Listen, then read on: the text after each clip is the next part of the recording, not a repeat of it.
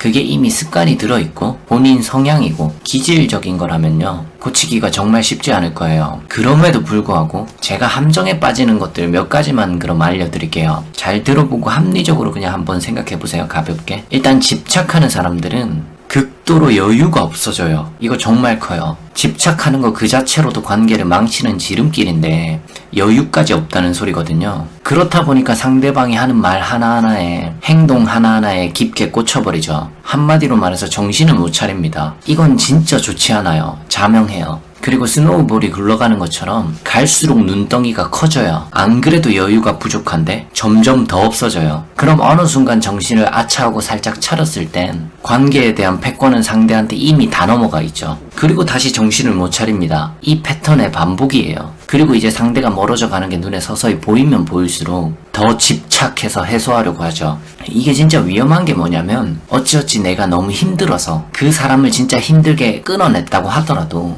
한두 달 뒤에 그 사람이 붙잡으면 또 붙잡혀요. 그리고 또 휘둘리죠. 내가 집착을 한 만큼 상대한테 보상 심리까지 바라는 심리예요. 분명히 이 심리도 같이 떠오릅니다. 진짜 이 정도 수준까지 오면 자기 사고에 완벽하게 갇히게 되고, 그 연애가 제대로 쫑났을 때 그 여파는 어마어마할 거예요. 상처 회복도 잘 안 되고요. 불어난 눈덩이를 정리하는 것조차 잘 안 될 거예요. 미리 집착을 잡아주셔야 합니다. 일단 집착을 안 하겠다는 마인드는 갖지 마세요. 이건 역효과가 나요. 오히려 이런 생각을 자주 하게 되면은 괜히 집착이라는 단어를 더 의식하다가 결국 집착만 더 심해져요. 그래서 이 방법 말고 제가 추천드리고 싶은 방법은, 일단 내가 집착하게 되는 원인을 살펴보고 그걸 먼저 찾으라는 거예요. 이게 훨씬 중요해요. 예를 들면 우리가 전기를 사용하지 않을 때 멀티탭 스위치를 하나하나 꺼두잖아요. 장기간 사용하지 않는데 불빛이 들어와 있으면 그냥 꺼두죠. 근데 내가 집착하는 성향이 강한데도 불구하고 그저 집착 안 해야지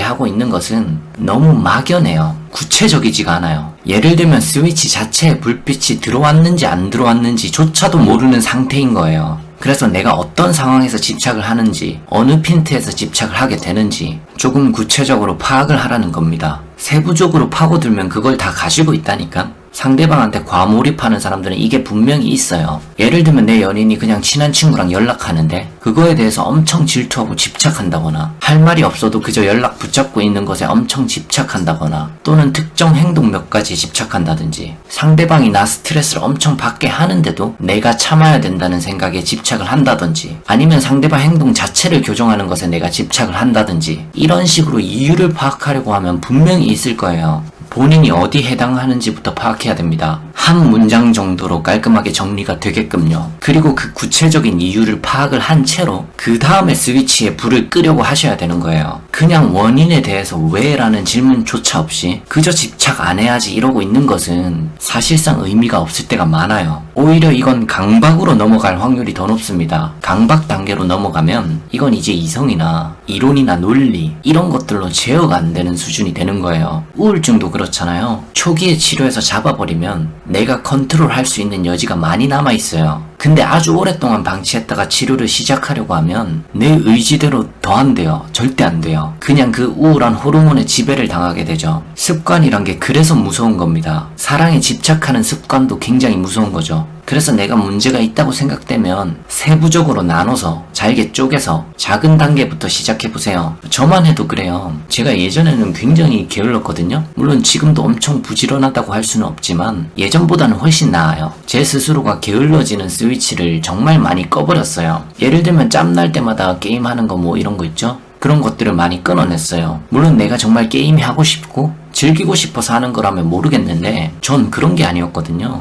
그냥 습관적으로 켜서 하고 있더라고요. 그래서 이건 좀 불필요하다고 싶고 내 시간에 방해가 많이 된다 싶어서 저는 그 스위치가 켜지는 원인을 파악하고 그게 켜질 때마다 껐습니다. 반복했어요. 그래서 많이 나아진 거죠. 그러니까 이제 시간도 남고 이러다 보니까 이렇게 유튜브도 할 수 있는 거예요.